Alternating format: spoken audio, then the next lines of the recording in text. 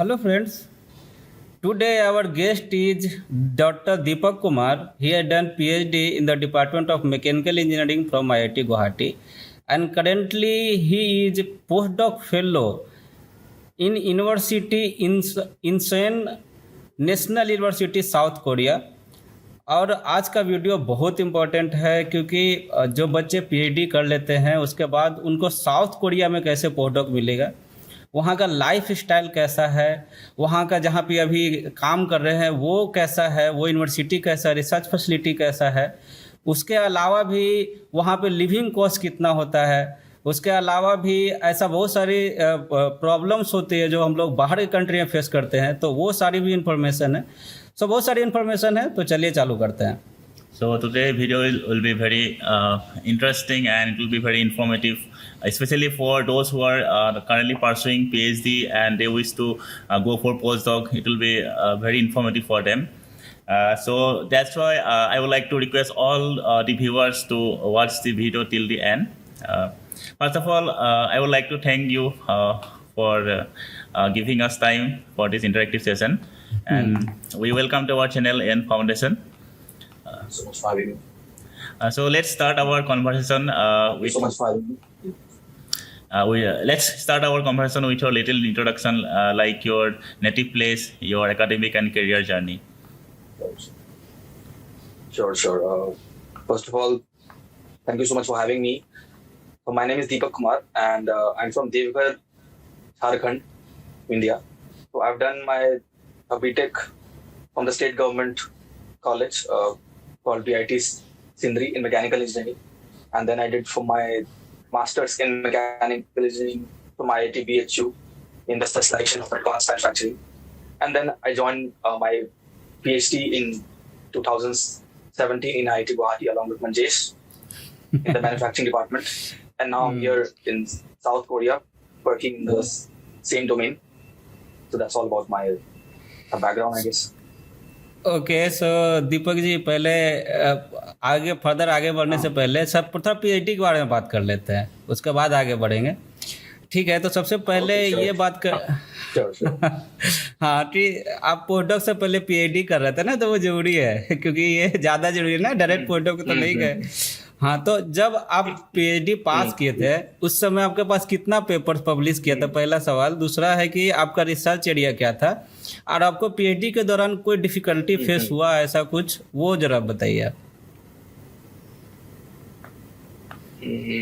Okay, जब मैंने पास किया था उस टाइम मेरे पास 8 पेपर्स थे, एससीआई और स्कोपस एंड अभी मतलब बहुत सारे अभी रिव्यूज में हैं, पर पब्लिश 8 थे। और as per difficulties concern, of course काफी डिफिकल्टीज तो आएंगी। PhD is about pushing your mental and physical limits, तो डिफिकल्टीज तो आएंगी। But if you are doing your PhD for right reasons, तो you are going to like enjoy और embrace those difficulties. Otherwise you'll get frustrated कि अरे यार कहाँ ही आ गया हूँ, बस अब बहुत हो गया, अब तो निकलना ही है। So the reason is very important. Why do you want to do PhD is very important. If you have right reasons, then you are really going to enjoy. Like personally, अगर मेरे पास और भी स्टाइपेंड होता वहाँ पे रुकने का, शायद मैं 1 साल और भी रुक सकता था। अगर मतलब अगर स्टाइपेंड होता और अगर फैमिली से अगर सब कुछ रिस्पॉन्सिबिलिटीज नहीं होते, शायद मैं और रुक सकता 1 साल। Because I really enjoy it. आपको बहुत मजा आया लगता है ना? ओके, बहुत मजा। तो रिसर्च एरिया क्या था आपका, क्या है आपका रिसर्च? मेरा था advanced manufacturing, so I work in electromagnetic forming and welding. तो हम लोग वहाँ पे लॉरेंज फोर्स को यूज करके और ट्यूब्स को और शीट्स को जोड़ते हैं। It has applications in nuclear power plant, in aerospace. हम लोगों ने आई थिंक हवा एटॉमिक रिसर्च सेंटर के प्रोजेक्ट्स भी एग्जीक्यूट यहाँ पर किया था कि उनके जो पार्ट्स हैं उनको हम लोगों ने डिजाइन किया था, मैन्युफैक्चर किया था उसको। We work in that area. अच्छा, ये आपको एक्सपेरिमेंटल फैसिलिटी सारा मिला था वहाँ पे, कुछ उसमें दिक्कत नहीं हुआ था कॉलेज में, आईआईटी गुवाहाटी में? एक्सपेरिमेंटल फैसिलिटी ऑलमोस्ट वहाँ पे सारा था। ही दिक्कतें वहाँ पे थी, वहाँ पे दिक्कतें भी थी, लिमिटेशंस भी था, बट देन फिर हम लोगों ने उस लिमिटेशंस के हिसाब से अपना जो पीएचडी ऑब्जेक्टिव था उसको मॉडिफाई किया और उसके हिसाब से हम लोग फिर आगे बढ़े, because of course if you live in India you're going to have some difficulties in terms of resources, like so दिक्कतें हुई थी, बट उसके अकॉर्डिंग हम लोगों ने अपने ऑब्जेक्टिव्स को मॉडिफाई किया और उसके हिसाब से आगे बढ़े। ओके, तो ऐसा कोई वर्क जिसके लिए आप बाहर गए हों, मतलब कॉलेज के बाहर कुछ ऐसा कोई काम के लिए जिसको कॉलेज के बाहर जाके काम किया आपने? ऐसा कुछ हुआ था और जो एक्सपेरिमेंट्स में हम लोग जो पार्ट्स हम लोग जो मैन्युफैक्चर करते थे वो हमारे वर्कशॉप में करना पॉसिबल नहीं था। आई थिंक वो स्किल सेट नहीं था उस टाइप का, तो बाहर से वो फिर वो सब मैन्युफैक्चर हुआ था जो हम लोग अपना यूज कर रहे थे एक्सपेरिमेंट्स में। ओके, लेकिन आप पूरा एंजॉय किए, पूरा पीएचडी एंजॉय किए, तभी तो बोल रहे एक साल और रुक जाता है अगर पैसा मिलता तो। ये बहुत कम रेयर देखने को मिला मुझे। बहुत अच्छा, तो अब आगे। So now you are doing postdoc. So before going postdoc, did you work anywhere? And what is your purpose for doing postdoc? No, I've not worked anywhere. After BTech, I took a break for preparation in my home. I joined MTech. Things are there. It's kind of detached from the outside world. So postdoc is to do more research, to get more exposure, to make some international contacts, to build some fellowship, और जो भी जैसे बात हुई अभी कुछ difficulties भी हुई पीएचडी में तो रिसोर्स को लेके, तो वो सब ना हो और अच्छे से हो पाए। At some point like I want to publish in Nature, वो सब एम है, उनको लेके मैं आया हूँ to do postdoc.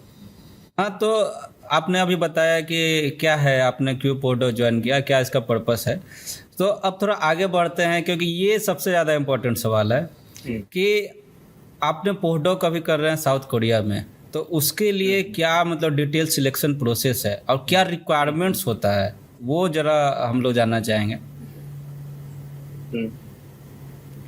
Okay, like after my synopsis I started emailing to people. ऐसे मैंने ऑफिशियली कोई एडवर्टाइजमेंट तो देख के अभी तक एक भी अप्लाई नहीं किया अभी तक।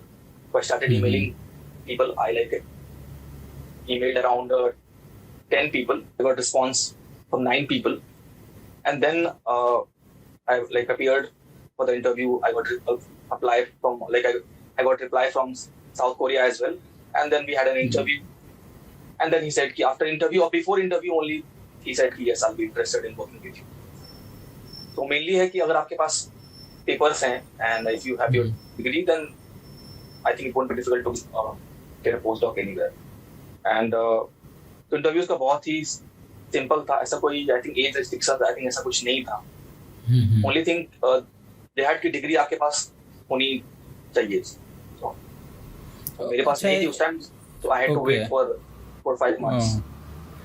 तो ऐसा एज रिस्ट्रिक्शन नहीं, जैसे चाइना में 35 साल है, ऐसा यहाँ पे कुछ एज रिस्ट्रिक्शन नहीं है साउथ कोरिया में? For doing postdoc in South Korea from IIT Madras, IIT Bombay, IIT Delhi, and काफी ओल्ड एज के हैं मतलब compared to me, so I think कोई एज रिस्ट्रिक्शन ऐसा नहीं है। ओके, अच्छा, ये कुछ टाइप्स ऑफ क्वेश्चन जो अपने फील्ड में थोड़ा बता सकते हैं, जैसे आपसे पूछा गया था इंटरव्यू के दौरान, कुछ याद है आपको अभी? It's all about it was all about my PhD works. तो मैंने ऑलरेडी अपने से एक स्लाइड रेडी करके रखा था 5-6 स्लाइड का, और मैंने मतलब उनको दिखाया था, और उसी में से मतलब उनके डाउट्स थे, सवाल भी नहीं थे, मतलब उनके डाउट्स थे कि ये क्या है, ऐसा क्यों है, ऐसा क्यों है। अच्छा, और मैं वही एडवाइस है कि भी प्रिपेयर। किसी को मेल किया मतलब वो तुम 10 लोगों को, तो मैंने मतलब ऐसा नहीं कि मेल कर दिया और अपना CV सेंड कर दिया और तो बोला कि मुझे जॉब दे दो। I mailed them CV, I mailed them my cover letter, I mailed them project proposal based on that professor. तो इस तरह से दे वर इम्प्रेस्ड क्योंकि मतलब कि जो बंदा है वो सीरियस है, वो इंटरेस्टेड है, उसका सिंसियर भी है। तो आई थिंक इसका मैंने एक तो लेक्चर एक देखा था, एक नोबेल लॉरिएट है, तो उन्होंने बोला था कि जो पोस्ट डॉक्स हैं वो डायरेक्टली मेल कर देते हैं किसी, तो यू आर रियली इंटरेस्टेड और write a proposal as well. Okay, read ये your चीज papers and based on those papers I made a proposal, or I have these ideas, I want to work in your lab in these topics. अगर आप इस तरह से approach करेंगे तो फिर एटलीस्ट आपको लोग रिप्लाई, तो since I got reply from 9 people among 10 people, so मतलब I got responses. So okay, in ये that way, बहुत so like interviews were really easy. Like it was like interaction, I think. अच्छा, ये project proposal जो आपने लिख के भेजा था वो आप अपने रिसर्च एरिया के अकॉर्डिंग लिखा था कि वो जो काम कर रहे थे उनका पेपर देखा था आपने, तो उसके अकॉर्डिंग उनके अकॉर्डिंग लिखा था आपने? हाँ, ताकि उनको मैच मतलब कर रहा है, हाँ एक हाँ हाँ उनको उनसे क्या फायदा हो रहा है, ऑफ कोर्स.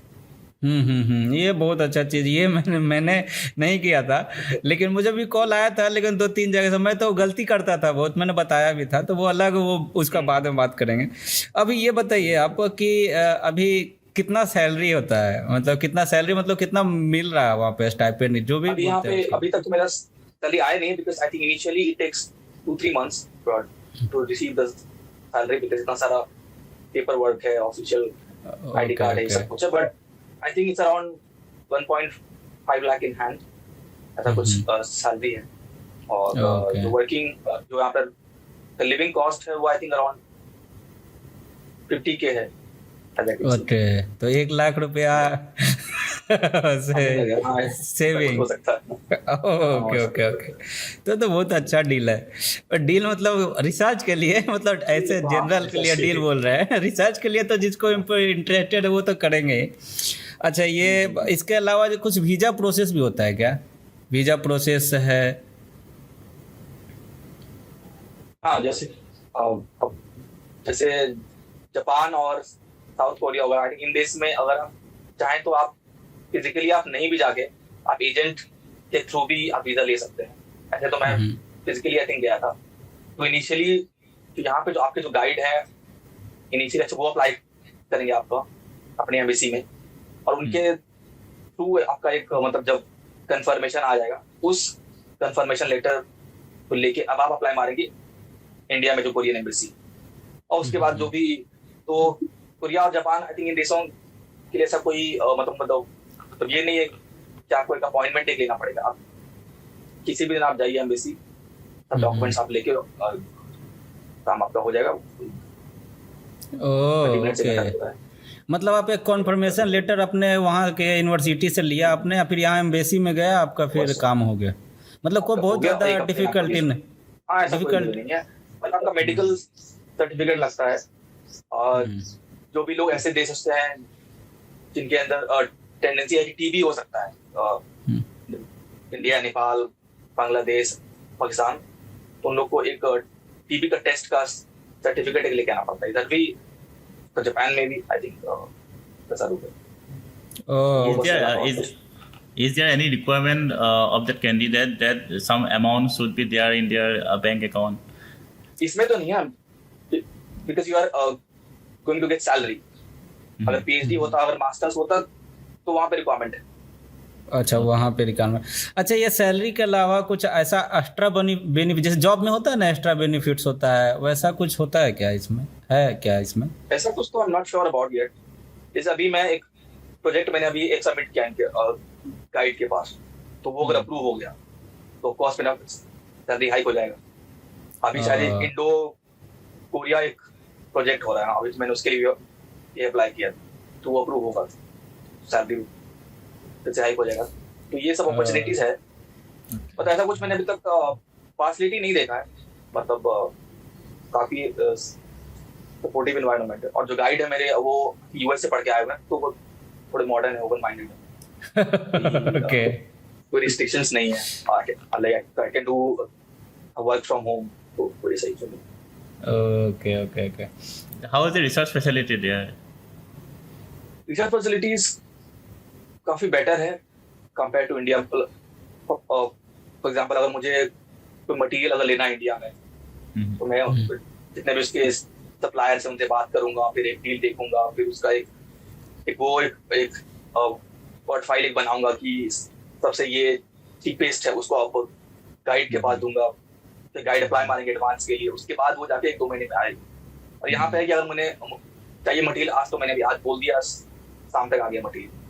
तो it's like in terms of like resources, तो मैं आया था तो मेरे पास पीसी नहीं था, तो वो सेम वो शाम तक आ गया। तो मतलब वो चीजें हैं, रिसोर्सेज है, लेकिन if you want to work resources are there, Process is very fast. But still like yes. और ये एक्सपेरिमेंटल फैसिलिटी ये सब इंडिया से बहुत बेटर है।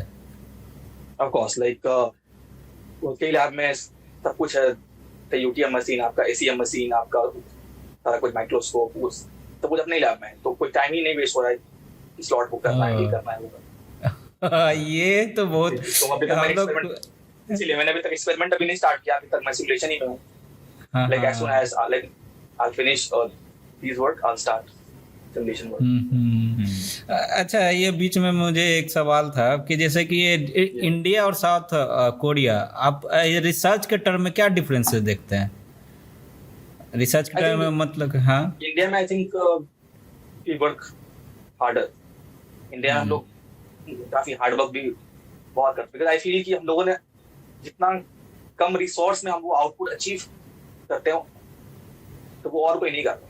और उसी बात का रिस्पेक्ट भी है, if you apply like in America और इन अदर कंट्रीज, तो उसी बात का रिस्पेक्ट है।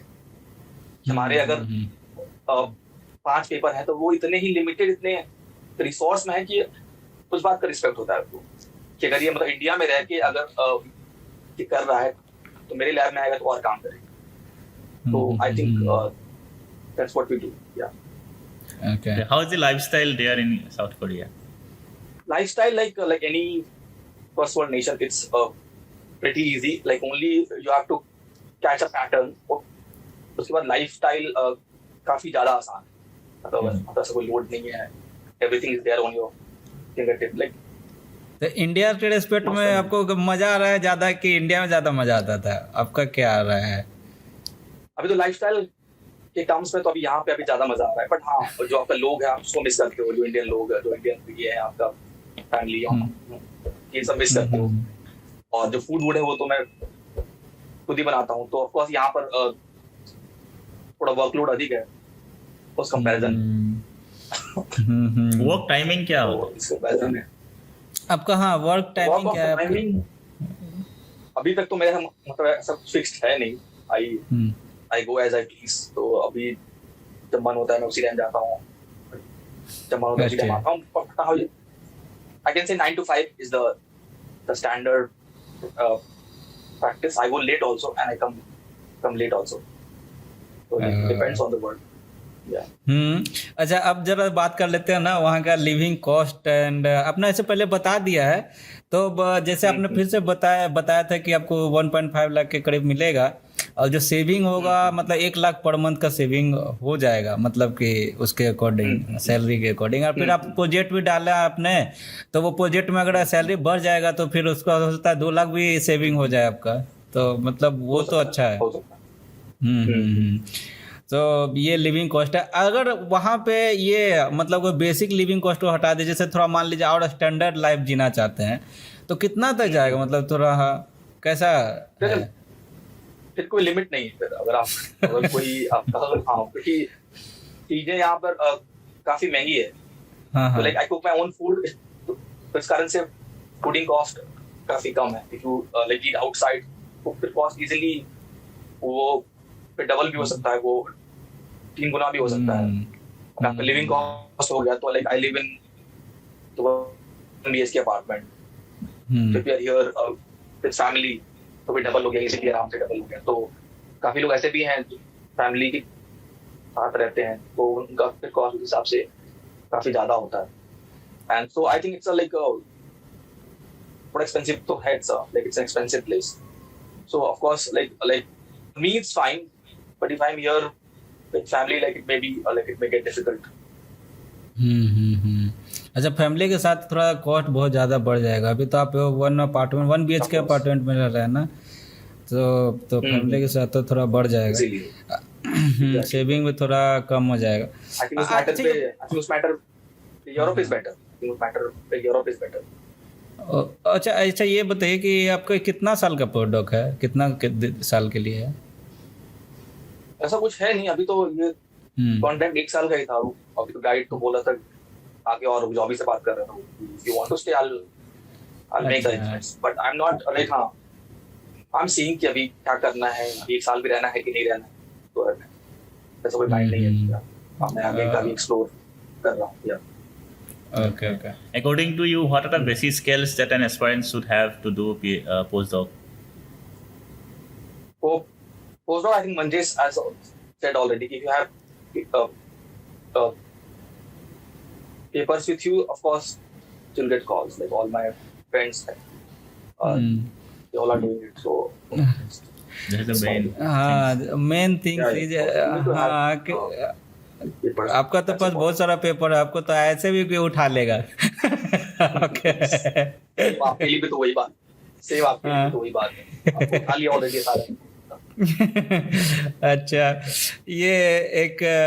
ये बताइए, आपके जो वर्किंग एरिया में पीएचडी करने के बाद क्या स्कोप है इंडस्ट्री में, खासकर मैं जानना चाहूँगा। आई थिंक अब recently I am seeing like 1-2 साल के ट्रेंड में कि अब इंडस्ट्री में स्कोप थोड़ा इंक्रीज हो रहा है। Even I like in my IT Guwahati appeared for 2-3 interviews, तो आई थिंक अब स्कोप आ रहा है, मतलब कि अब लोगों को ज्यादा इंटरेस्ट आ रहा है टू हायर पीएचडीज, तो अब थोड़ा स्कोप है अभी। और सारा जितना भी ऑटोमोबाइल कंपनीज है और जो स्टील कंपनीज हैं, और वो सब इंटरेस्टेड हैं उनको लेने में। एरोस्पेस के जितने भी अभी स्टार्टअप्स हैं वो लोग हायर कर रहे हैं। तो now I think scopes are better if you have a skill set. तो अगर पेपर्स है और स्किल सेट ही नहीं है तो फिर नहीं हो पाएगा। तो और स्किल सेट में भी आजकल जो सिमुलेशन बेस्ड वर्क है, एनालिटिकल वर्क है, उनका ज्यादा डिमांड है अगर compare to pure experimental work. So I think अभी वो ट्रेंड भी अभी देख रहा हूँ, तो उसके अकॉर्डिंग अभी तो मैं भी अपने आप को डाइवर्सिफाई करने का ट्राई कर रहा हूँ। Now I want to shift from the manufacturing to machine learning और artificial intelligence and how I can apply those things in manufacturing.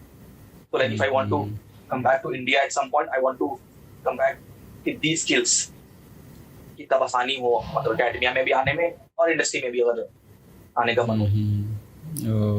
What's your future plan after doing postdoc? I'm not sure because अभी तो मतलब मेरा plan है मेरा eventually कि जो कोई फेलोशिप होता है जैसे कि मारी क्यूरी है, तो वो 2 करोड़ की फेलोशिप है, तो I want to win like those fellowships. So even if I want to come back to India, तो अगर मैं 3 साल में 1 करोड़ भी सेव कर लेता हूँ तो that will be a decent or the money to start a new life in India. So like those kind of plans I have. So, Do you get any travel allowances? I'm not very conventional person. I think Manjesh already know that. Do you get any travel allowances for this project? आवाज clear है। Travel allowance, I think I'm not getting anything. Yeah, travel allowance I'm not getting it. तो उस तरह के मेरे अभी हैं plans. I think ये Manjesh know already. I want to live on mountains. तो वो भी है फिर आगे। प्लान तो बहुत जबरदस्त रहता, हम हर समय आपका, मैंने तो देखा ही है।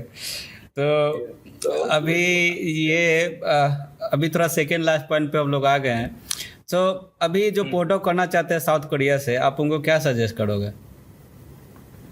साउथ कोरिया से if you want to do postdoc, then I think should have papers. And apart from the email, एक वहाँ पर आपका BKS fellowship I think वो भी निकलता है, उसके थ्रू भी अप्लाई हो सकता है। एक natural I think Korea research foundation उसका भी निकलता है, उसके थ्रू भी अप्लाई हो सकता है। तो मेनली कि आपका जो सुपरवाइजर है उसको देखिए, उसके वर्क को ये कीजिए और कैसा नेचर है उसका, किस टाइप का वर्किंग कल्चर है उस लैब का, आप उसको भी देखिए। बिकॉज ऐसा भी होता है कि काफी लोगों के काफी नेगेटिव रहे एक्सपीरियंसेस जापान में या साउथ कोरिया में, वर्किंग कल्चर काफी टॉक्सिक हो गया है या फिर आपको उस तरह का क्रेडिट आपको नहीं मिल रहा हो, मतलब ऐसा भी एक्सपीरियंस मैंने सुना है लोगों के, बट आई थिंक मेरा एक्सपीरियंस अभी तक काफी अच्छा रहा है. I am already writing 2 papers for this lab also, so I'm getting all the credits and all that, like हाँ, all the आपने benefits. So बताया आप भी कि कौन सा गाइड लेते हैं, ऑफ कोर्स, तो वो आपको अच्छे से चूज करना इंपॉर्टेंट है. हाँ, आपका गाइड तो यूएसए से पढ़ के आया, तो थोड़ा ओपन माइंडेड है, आपने बताया भी. Of course. और अपने अभी जो बताया ये 2 बोर्ड है, कोरियन रिसर्च बोर्ड और एक आप बताया, वो दोनों का आप मुझे लिंक सेंड कर दीजिएगा, मैं डिस्क्रिप्शन में डाल दूंगा. हाँ, ताकि जो बच्चे देख रहे हैं जो पीएचडी के बाद पोस्टडॉक साउथ कोरिया में बहुत इंटरेस्टेड है, तो उनको ये थोड़ा बेनिफिट मिलेगा, उनको पता चलेगा.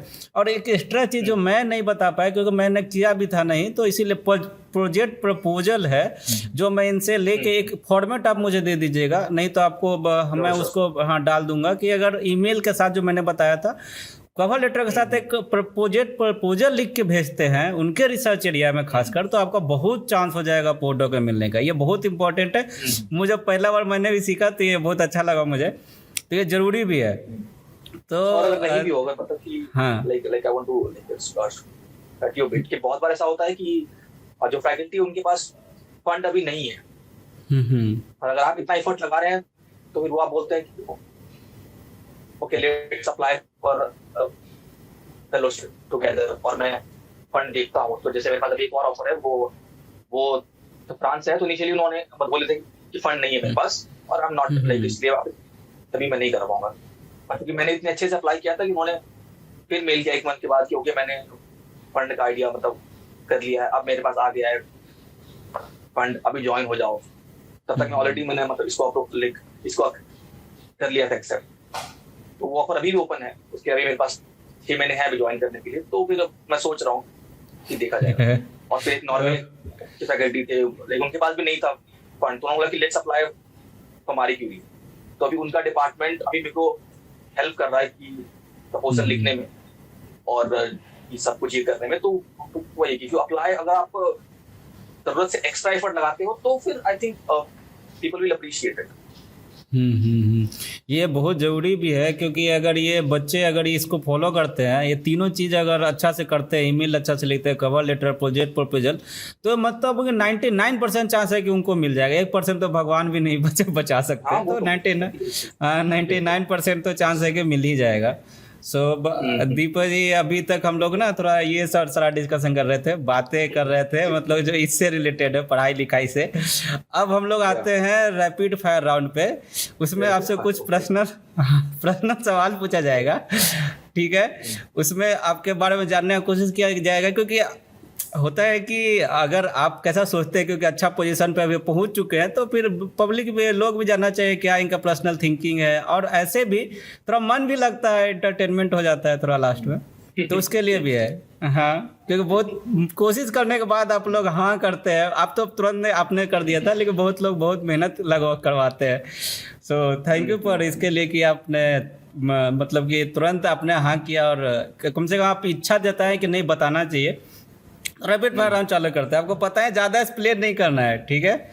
तो हाँ, तो सबसे पहले जो सवाल है ट्रिकी क्वेश्चन से चालू करते हैं, ठीक है. मतलब ट्रिकी क्वेश्चन, पहला सवाल सुन लीजिए आप.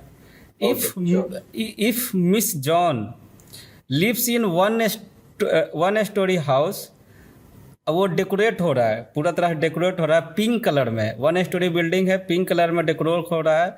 वॉल्स भी पिंक कलर में डेकोरेट हो रहा है, कारपेट भी पिंक कलर में डेकोरेट हो रहा है, फर्नीचर भी पिंक कलर में डेकोरेट हो रहा है. तो उसका सीढ़ी का कलर कैसा होगा?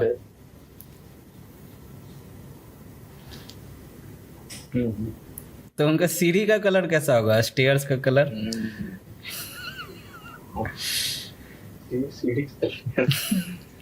It can be white and pink, like the mix of white and pink.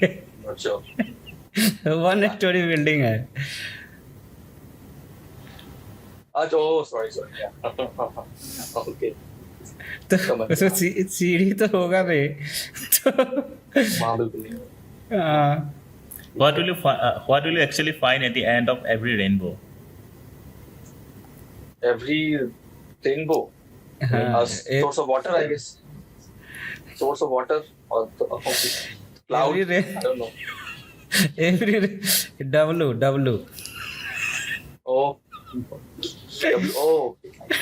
Okay नहीं आई थॉट इनके इनके पीछे शायद कोई साइकोलॉजिकल रीजंस हो कुछ ऐसा नहीं है, बस फन के लिए है।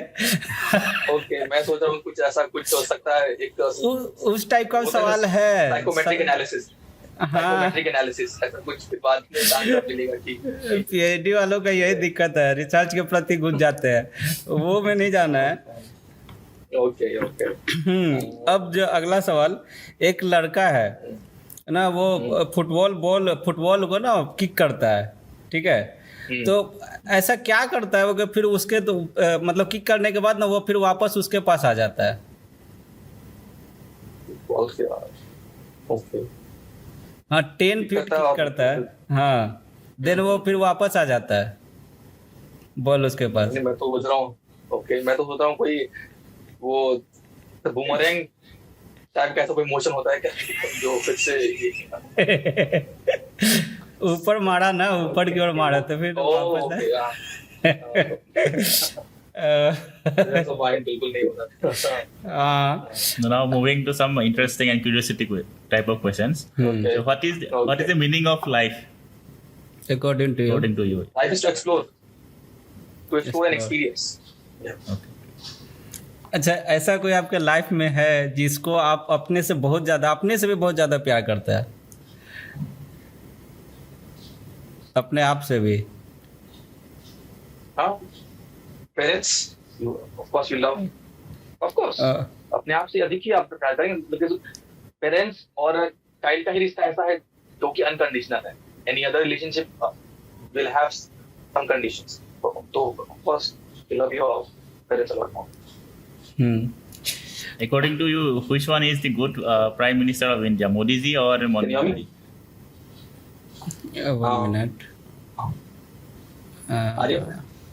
हाँ ऑफ कोर्स मोदी, कोई कंपैरिजन ही नहीं है। Yeah, of course, like Manmohan is a good bureaucrat, he's a good minister, but I think a prime minister is like a lot more than that. It's all about the leadership, the charisma to like indulge everybody, to correlate with everybody. So that's a much bigger thing, at least in our society, which has like a very emotional, developing nation. So of course I think a leader is much more than that. Yeah. अच्छा, आपके according who is the oldest and biggest religion? Oldest and biggest तो फिलहाल तो I think theologically तो हम ही लोग का है, सनातन धर्म, एज पर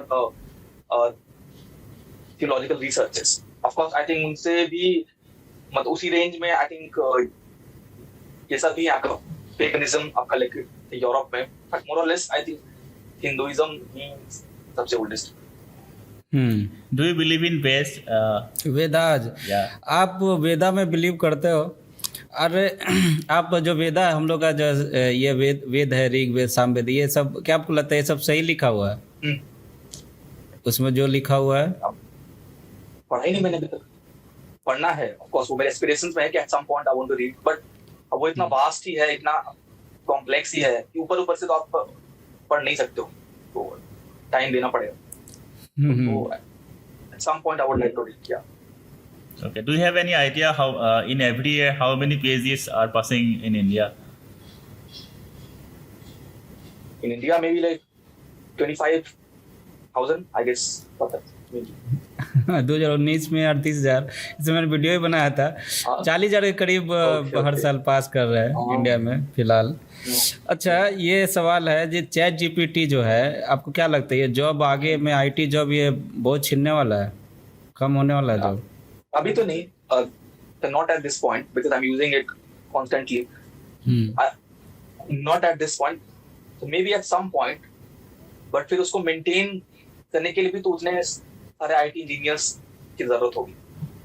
तो इट्स लाइक सेम थिंग कि जब इंडस्ट्रियल रेवोल्यूशन आया था तो लोग कहते अरे अब तो मशीनें आ गई हैं तो हमारा जॉब छिन जाएगा, तो वो होता रहता है, लोग अपने आप को अपग्रेड करते रहते हैं, तो आई डोंट थिंक ऐसा कुछ होगा।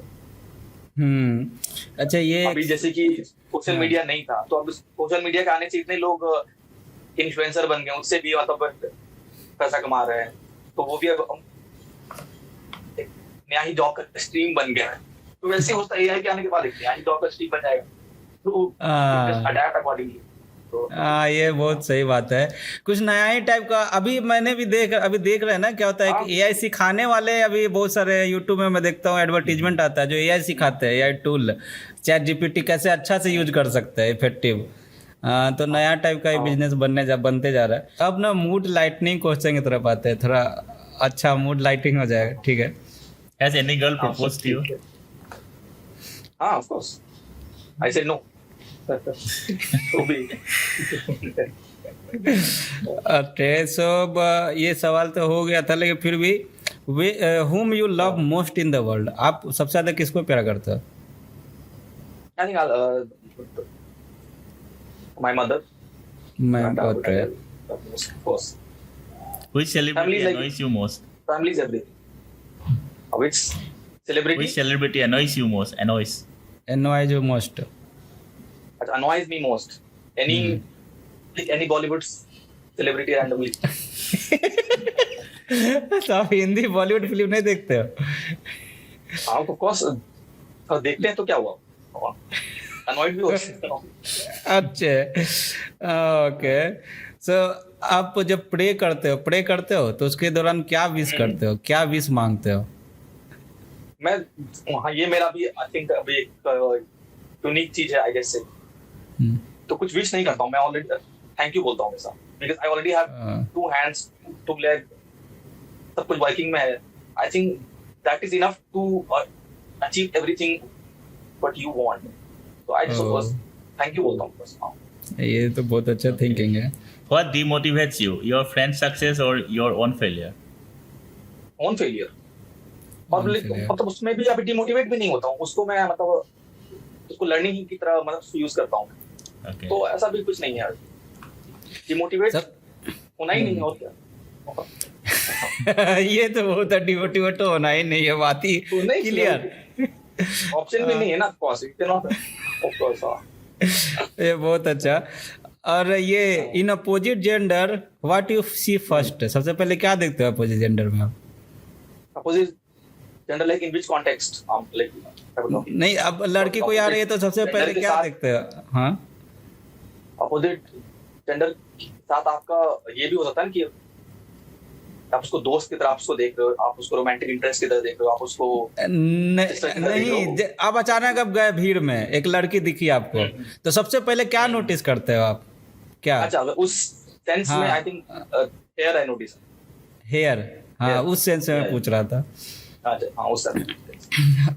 अब सपना कुछ इम्पोर्टेंट सवाल है जो मैं सबसे पूछता हूँ, ये कॉमन है, ये चेंज नहीं होता है। सो सबसे पहला सवाल है कि अपने आप को 5 साल के बाद कहाँ देखते हैं?